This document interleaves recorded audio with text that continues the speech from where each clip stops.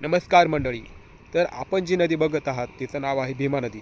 आणि भीमा नदी कुठे आहे ते सगळं सांगतो. ही नदी भीमाशंकरवरून उगम पावते आणि कृष्णा नदीला कुठेतरी जाऊन मिळते, कर्नाटकमध्ये मिळते. तर मी सध्या खेड तालुक्यातील चांडोली आणि वडगाव पाटोळी या 2 गावांच्या हद्दीमध्ये असलेल्या ठिकाणी उभा आहे. हे गाव चांडोलीसुद्धा नाही आणि वडगावमध्ये सुद्धा नाही.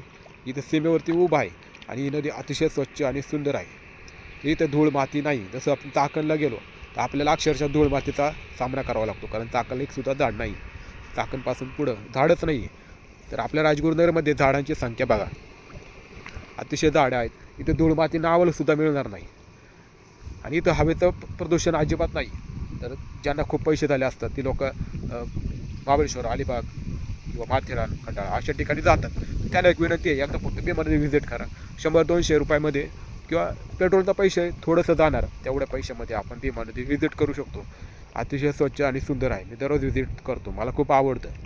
म्हणायला गेलो दररोज म्हणतो, माझ्या घराजवळ आहे पण मी कधीतरी जातो, कारण सध्या 12-7 अंश सेल्सिअस इथपर्यंत जातो आहे आता. अतिशय थंडी आहे, त्याच्यामुळे मी उठत नाही.